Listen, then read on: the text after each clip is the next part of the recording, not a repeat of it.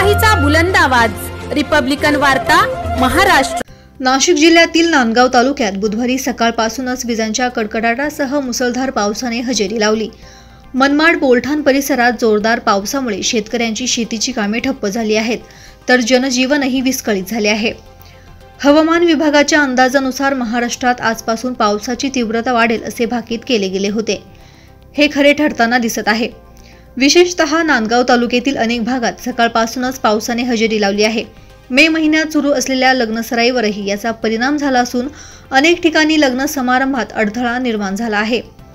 या पावसामुळे मध्य रेल्वेचे वेळापत्रक कोलमडले असून अनेक लांब पल्ल्याच्या गाड्या 2 ते 4 तास उशिराने धावत आहे, त्यामुळे प्रवाशांना त्रास सहन करावा लागत आहे।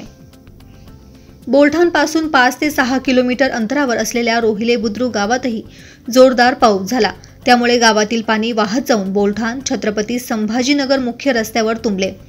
यामुळे भारतरत्न डॉक्टर बाबासाहेब आंबेडकर यांच्या पूर्णाकृती पुतळ्याजवळ पाणी साचले। गेल्या 2-3 वर्षांपासून रोहिले बुद्रुक ग्रामपंचायतीकडून सार्वजनिक बांधकाम विभागाकडे नाली खोदकामासाठी वारंवार मागणी केली जात आहे।